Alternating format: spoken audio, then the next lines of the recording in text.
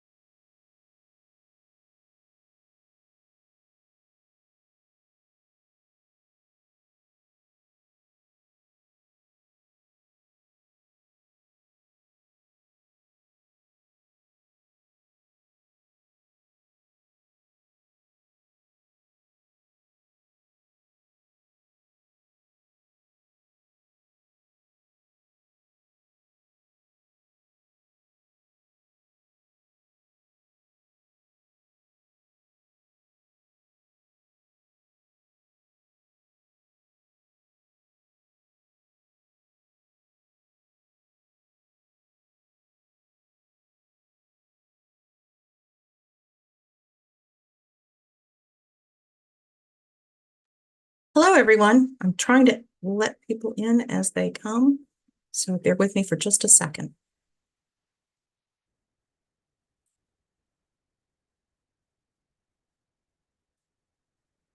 All right, we're going to get started. Hello, everyone. It is 3 o'clock. Yay! Thank you for allowing us to reschedule this from our usual third Thursday to the fourth Thursday. July is a very long month.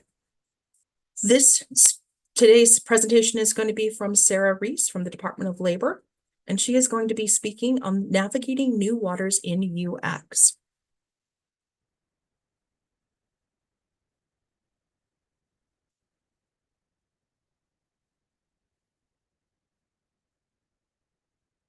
Just a little bit about us. We are Drupal4Gov, and we do a lot of programming in the local TC area. We do half days, which are also referred to as Global Training Days and Drupal4Gov days. We also do Gov Summit at DrupalCon North America. We do our monthly webinars on the third Thursday of the month. And on top of all of that, we provide Drupal4GovCon, which is coming up on August 13th through 15th. If you need to reach out to us, you can find us on Slack and also on LinkedIn.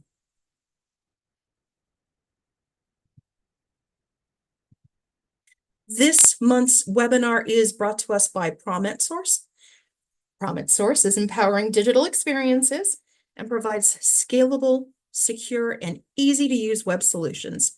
Oh, I just caused myself to have an issue. See, if ProMetSource was doing this, that probably wouldn't have happened.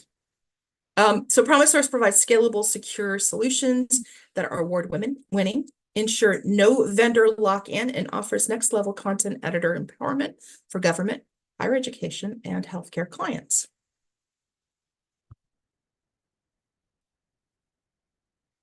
There are additionally other Drupal events that you can attend, not just Drupal4GovCon or the half days that we do. There is also upcoming on August 2nd, Drupal Camp Ottawa. August 13th through 15th is Drupal4GovCon. Hopefully you're already registered. Training opens, already opened on Monday, so schedule your training. September 12th through 13th in Minneapolis, Twin Cities Drupal Camp. And October 11th through 13th, the Pacific Northwest Drupal Summit will be held.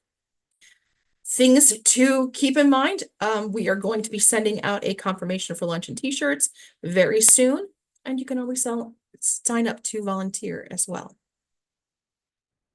If you're interested in hosting a half day or any of our events, please contact us. You can reach us at info@drupal4gov.us. And if you've missed any of the webinars or any of the sessions that we record at Drupal4GovCon, please know they are actually available on our YouTube channel. And on that note, I'm going to introduce my co-worker and friend, Sarah Reese.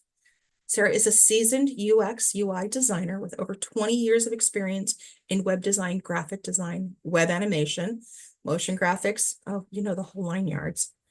She has been a federal employee since 2023 and a senior UX designer and researcher.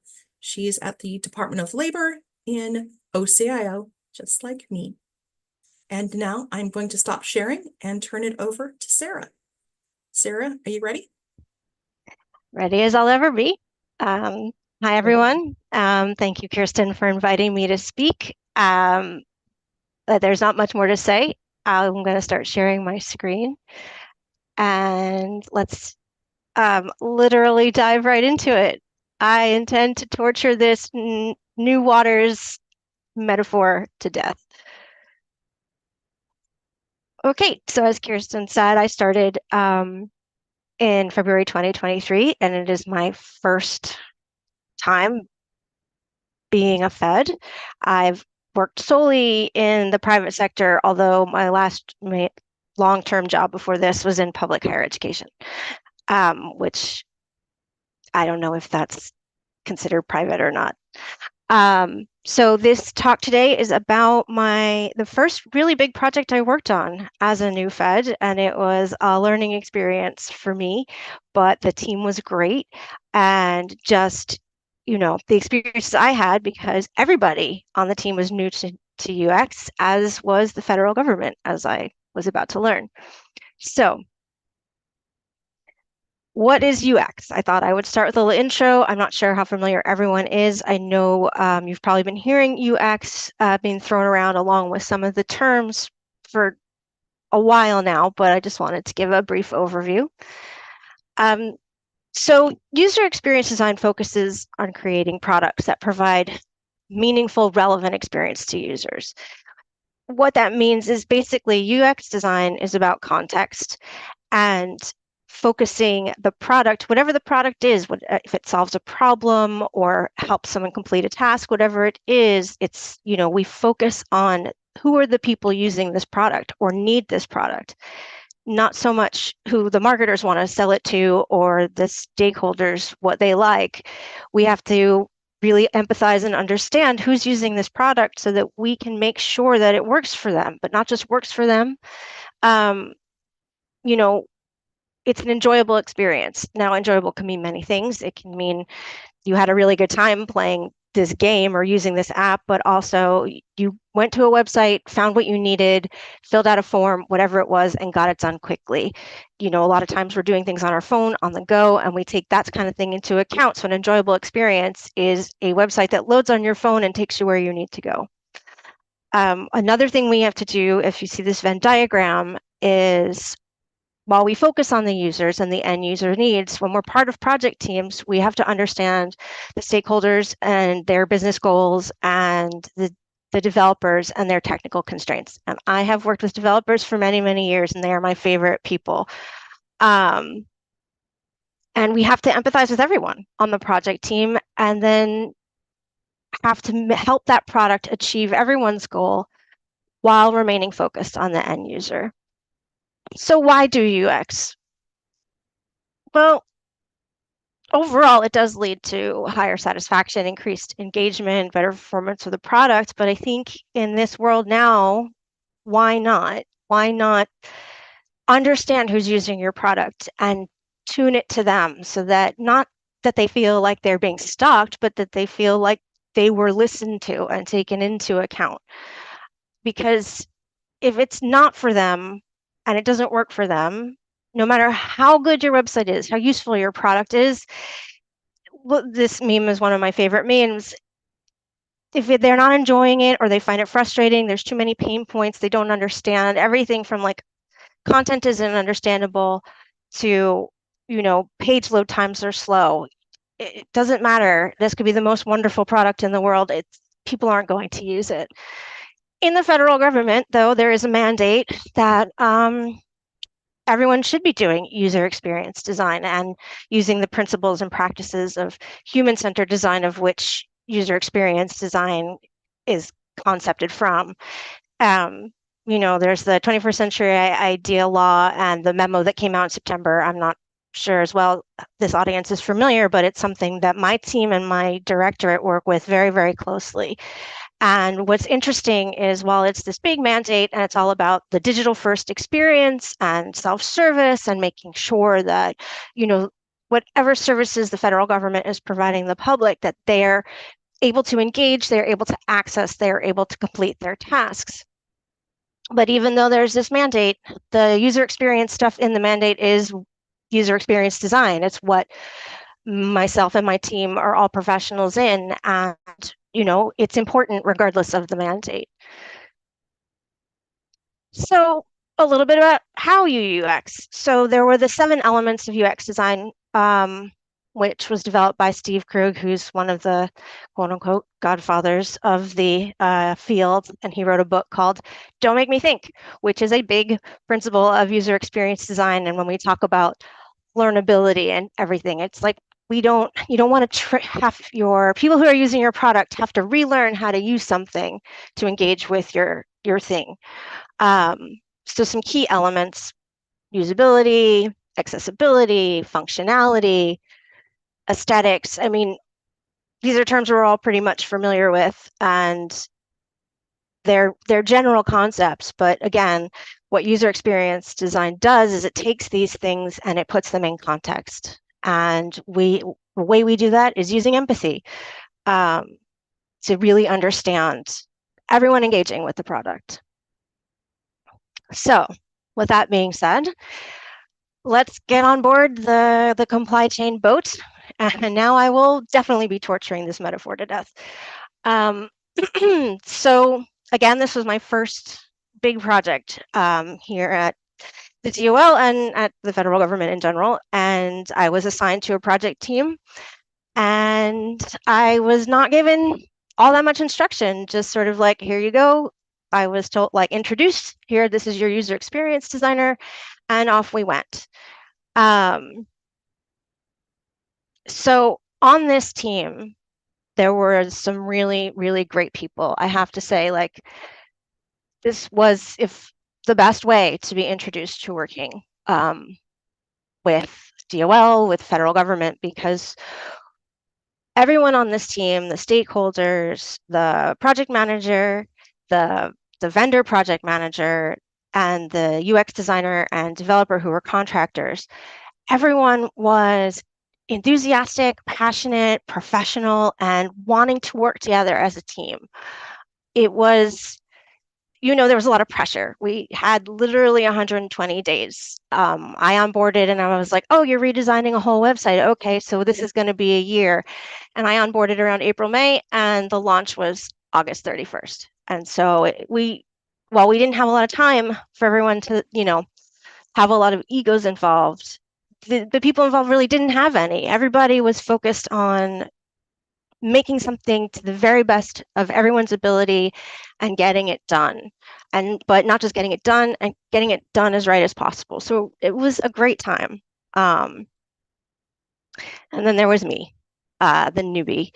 And for the first month or so, I just sort of observed. Not even month or so. What am I talking about? We didn't have more than 120 days. For the first couple of weeks, I would join the sprint reviews and just sort of get my feet wet, understanding how the project team was functioning, understanding the goals, and understanding the challenges.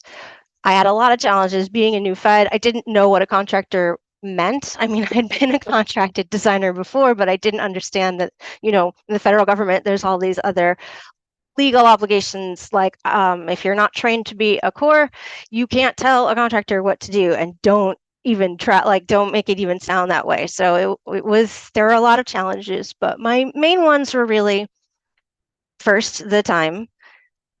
There wasn't any time to do user research, not before or during. And the stakeholders had specific wants for the design. And that's pretty common. I mean, I would say that's almost across the board. I've never worked with stakeholders who didn't have their own particular ideas in mind of a look, feel, or functionality. And the stakeholders on supply chain definitely, they were really focused on making something visually engaging. They had all this content, very text heavy, they were rewriting, but they really were concerned that this website have visually engaging, exciting elements. And it was a blessing and a curse, because on the one hand, I love getting to know what a stakeholder likes, what their, tastes are, what their goals are, and then trying to balance that against, well, what are the needs of the product? What are the needs of the end users? So the fact that they were passionate really helped, and the fact that they were also, everyone was respectful of everyone's professional expertise. And so while they wanted things, and there were things that they stuck to their guns about, which we're about to find out, they still listened to quote unquote reason. And it was just so great to work with people who were both passionate but also understanding and able to listen. So iceberg ahead. And the iceberg was the storyboard template, what they called the storyboard template. So they really wanted visually engaging, and for them that meant this kind of a template, which is not really called the storyboard template, but what they had termed it And it really was a template that's a landing page that's not really text heavy for text heavy content. It's not really for a lot of big images, because the more big images you have, the slower your page load times are. Something that our project manager brought up and was a really good point. Page load times are not things that people tend to take into account. Everybody wants visually engaging, everybody wants exciting content, but that doesn't always serve their content, and it doesn't always serve the end users, especially in terms of accessibility.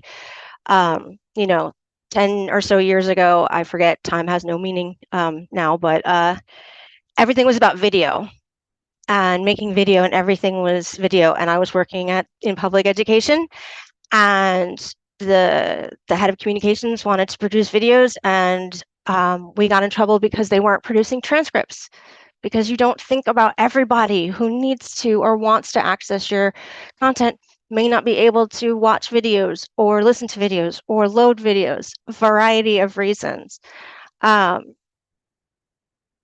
So what happened was we had to go page by page as we were designing using the storyboard template and considering each part of the content. So they would produce the content, we'd put it in the storyboard template and do the best we can.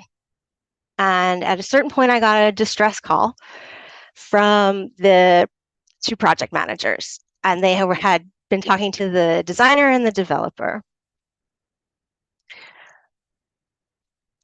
And what had happened was they were struggling with the storyboard template for this part of the website and the content that they had.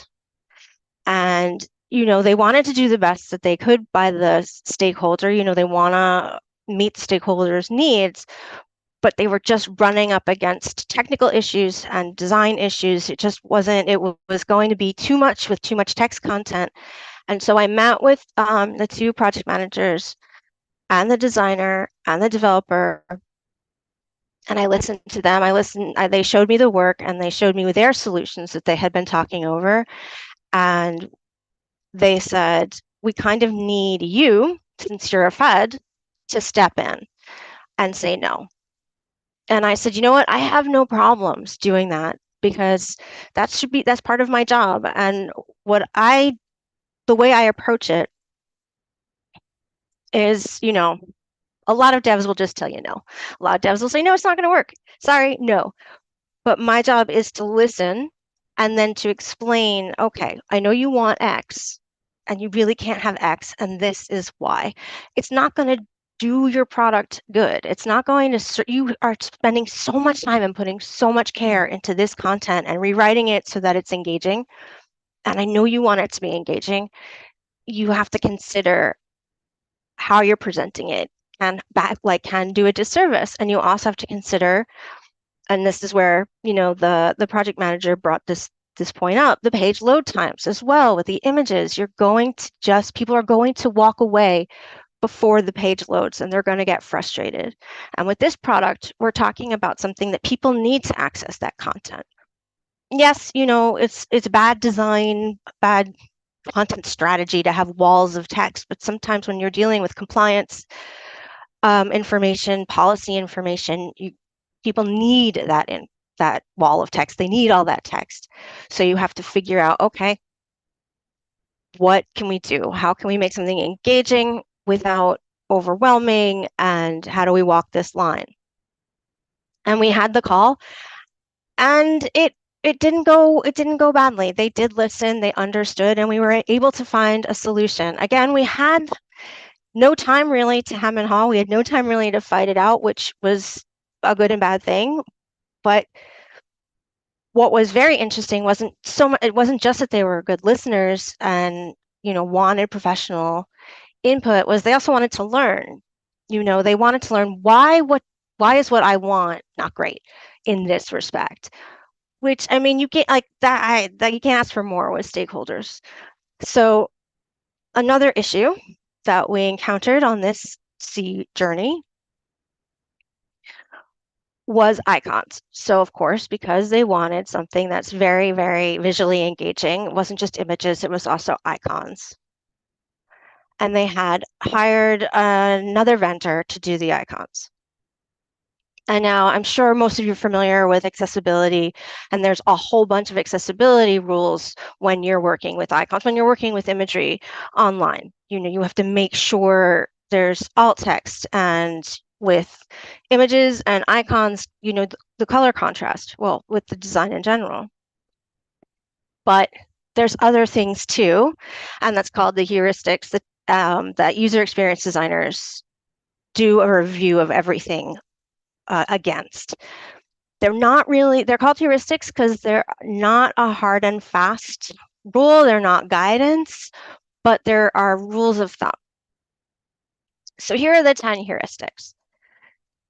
Visibility of system status, match between the system and the real world, user control and freedom, consistency and standards, error prevention, recognition rather than recall, flexibility and efficiency of use, aesthetic and minimalist design, help users recognize, diagnose, and recover from errors, help and documentation. And when we were reviewing a digital product, a page, a website, whatever it is, we have these in mind. And it's all about making sure the experience is good for the user, making sure the product functions. And so when it came to doing icons, I was nervous before I even saw what the vendor produced, because you go to a vendor to produce something, they're going to just do what you tell them.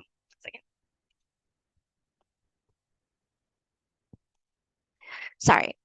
So when the vendor submitted their first pass, I was right to be a little nervous. So here was the first submission, and this is just the first 4. And what these were, they're on the Comply Chain website landing page, and they were used and are used to help delineate the steps to take through the Comply Chain website and the compliance. And they used this with these little white numbers on the little red background circle on top of the green to denote the steps. And there were a bunch of issues. I ran a color contrast review, even though I could tell there was issues with red on green and tiny white numbers on a red field and white over a white on a green field and tiny little font. All of these, they had the titles, which is good, but they had embedded them in the images, which was bad. And so there was a bunch of, let's just call it heuristic violations. So not only the accessibility, but everybody knows what the little red circle with the number means. How many emails? I think, have over 100,000 in one of my email accounts because I have issues. And text messages and, notifications on a social media app. We already, for the most part, in the real world, know this functionality. We know what that means. It means, oh, I have this many emails, this many messages. To ask your users now to unlearn all of that, put all that aside just for this website and study this and relearn that this means the steps you have to take. It's such bad practice because most people aren't going to take that time. I think, what was it? The human brain looks at something for 4 seconds or something like that, 8 seconds. And if we can't figure it out in 8 seconds, we're gone. That's the attention span. And we can also, in our short-term memory, only hold about 4 things. And so you're asking people to learn new things. And how often are they going to visit your site where they're going to keep remembering to the point where they don't need to relearn it each time? So I made my pitch and I made my recommendations that this was not a good idea. And this was the final. I worked with the designer and we talked about, what colors should the font be, what colors should the background be, because DOL has standard style guide colors. and making sure that it was, 508, not just 508 compliant, but it was also consistent with the rest of the website. That was another thing about these green icons, was the website was the blues and the whites, and then all of a sudden there were these green icons. Again, I get it. I get the drive to be visually engaging and have something pop and have something new, but also it's just confusing. People are coming here to do something or learn something. They're not here to like need a pop of color necessarily. But even though this was a challenge, it went smoothly. I explained, people understood, and we redesigned the icons, and they're up there today, and they look great. They function well. And so it was, interesting for me to see that even in the federal government, with all the standards and bureaucracy and everything, the same things happen in the private sector that happen here, which is all of a sudden you're going to get a bunch of green icons with red, message notifications used in a completely different way, and you're going to have to spend some time explaining why we can't do that. So we're going fast because it was fast. Like, there really weren't a lot of issues there. We had to move through the sprints very, very quickly. The two PMs did a fantastic job wrangling all the cats, keeping us moving, keeping the, managing the backlog, prioritizing, moving forward, keeping everybody moving forward. Again, like when you have a passionate team and a tight deadline, you don't have a lot of leeway. So finally, we sailed these waters very, very quickly, and we were about to arrive at port soft launch because there was going to be a hard launch of this website redesign.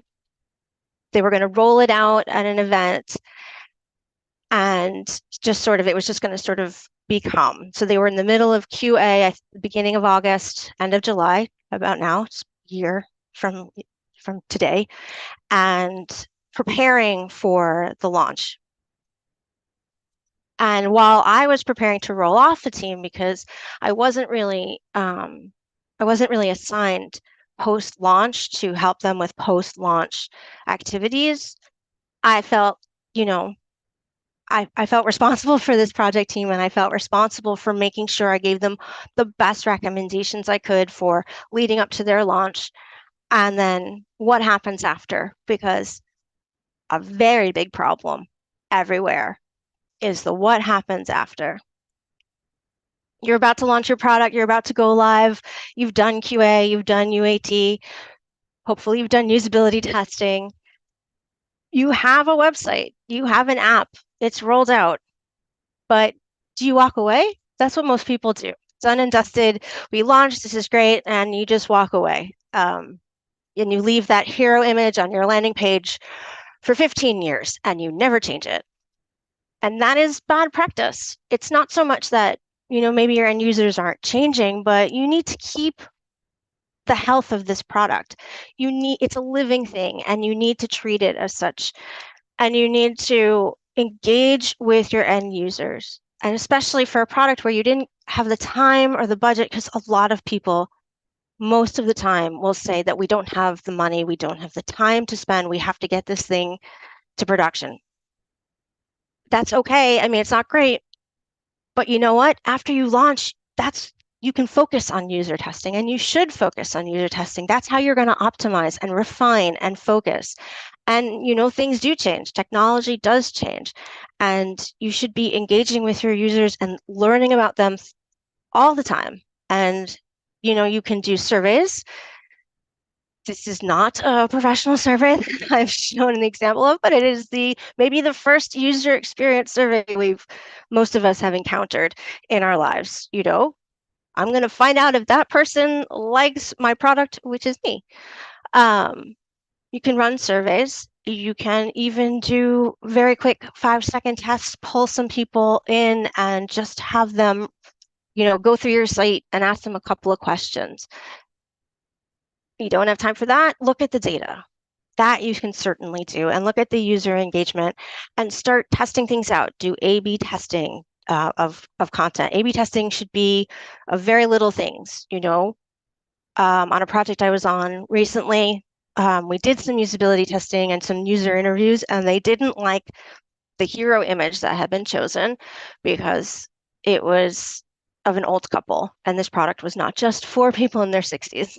And so that's something they could have tested or can test still after the product goes live, which is put a couple of different images out there, put a survey, just a question about the image, see what the feedback is, see what the engagement is. If you want people to go to a certain part of your website and they're not going, make that call to action, that button, like front and center, have everything point at it. See if that helps. Sorry, excuse me. So user experience design isn't just 6 months of discovery before you do a project kickoff, and it isn't just let's do a customer journey map and find out where the churn is and the pain points, and it isn't just we need a persona. A lot of times it's really just spending a couple of hours testing and asking and finding out about the people using your product and understanding what they need and figuring out through design how you can get that to them, how you can help them better serve them or help them better serve themselves.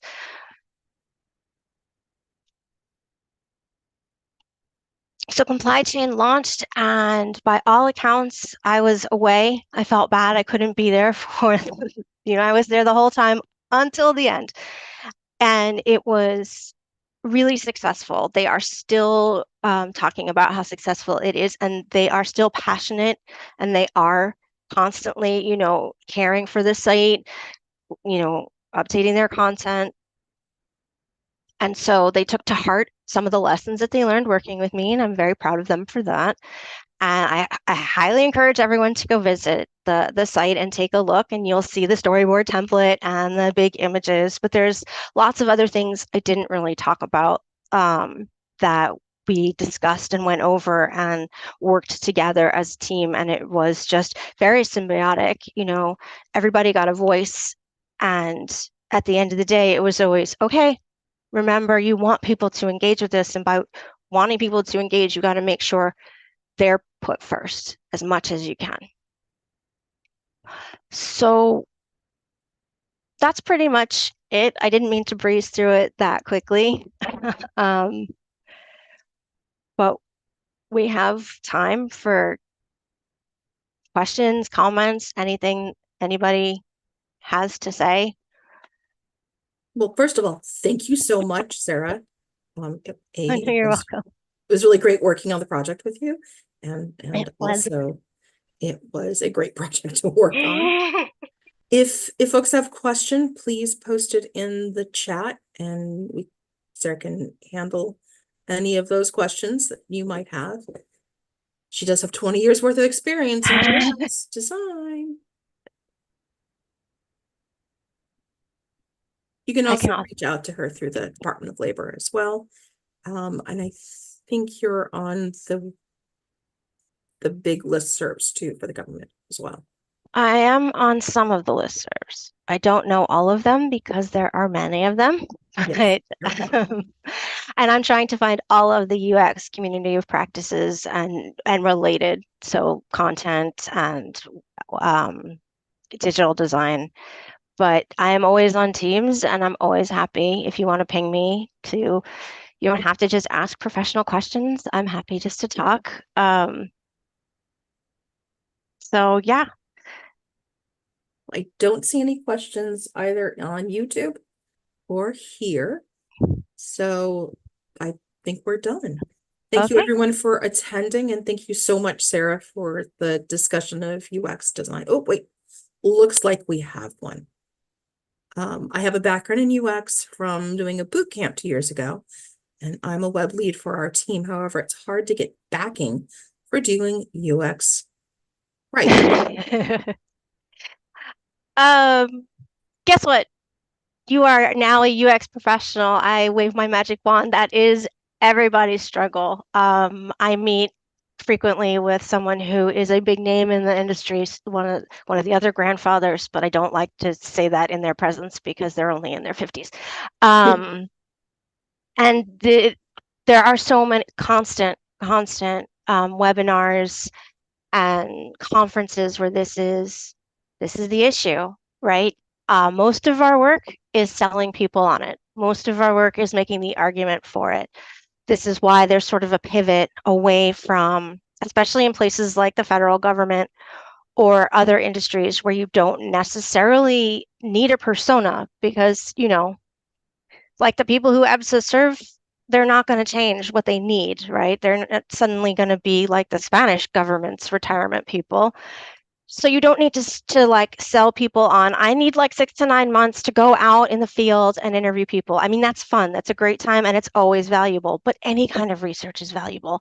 Doing anything at all from looking at the data to, what we call friends and family, having them test something that you're designing or working on to get some info, because info is also how we back up the argument that it's useful.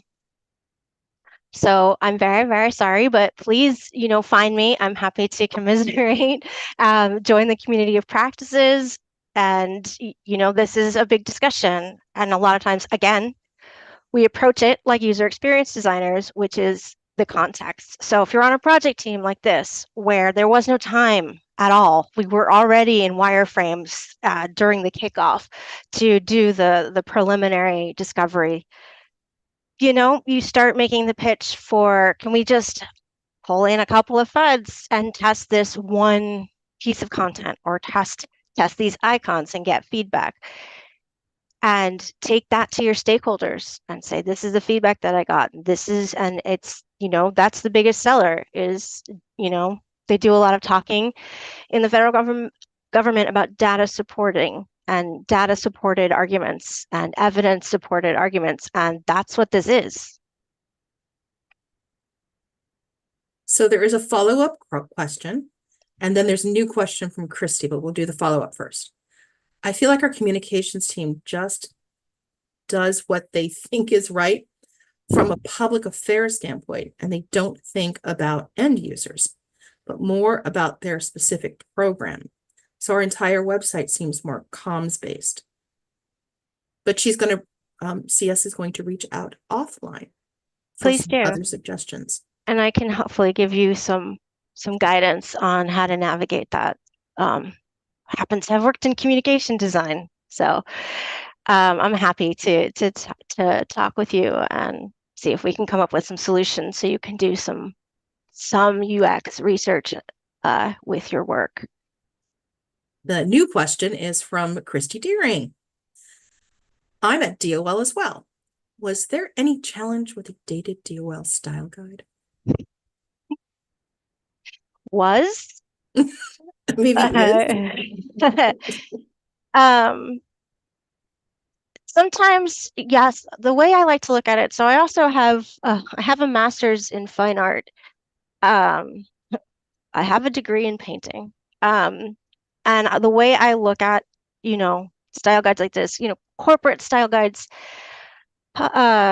university style guides, they're pretty rigid. And a lot of times they have to, we have to be classical, or we have to, have a specific look and feel that we've never changed from. And the way I see it is a limited palette is always a good challenge for designers. And so, okay, you can't have your green icons, but what can we do to, within the realms of possibility, that within this limited style guide, to give you something extra, give you something special? Is it great? No. Do I love working with a limited palette or a dated palette? Absolutely not. And I do think user research, here in the government, the mandate and everything is about the public, but if the back end, if the people working for the people of the country are not having good experiences with the tools that they use to do their work, then the public's not going to have a good experience. And so, while we lobby for end user research, we also lobby to revisit style guides, do we really need to be using a Calibri or Arial? Can we refresh things? Because everything should, things go stale really quickly. But like I was saying to CS, most of our work, unfortunately, is arguing and making pitches and trying to get stakeholders and executive leadership on board. And you got to pick your battles and do the best that you can. And I'm hoping part of my work here will be to refresh this style guide, but we will see. Oh, another last question. What's your favorite sans serif font? Oh, no. Um, I, as a New Yorker, born, raised, and still stuck here in the city, uh, it's very boring, but Helvetica, I think, it's a classic. It's always cool, it's like Jack Kerouac, the kind of like you can't go wrong with Helvetica. But I do, for me personally, with design, I always like to pair um, fonts off each other. So text heavy content or your body content should be a sans, but nothing wrong with dressing up your headlines a little bit with some tails and feet.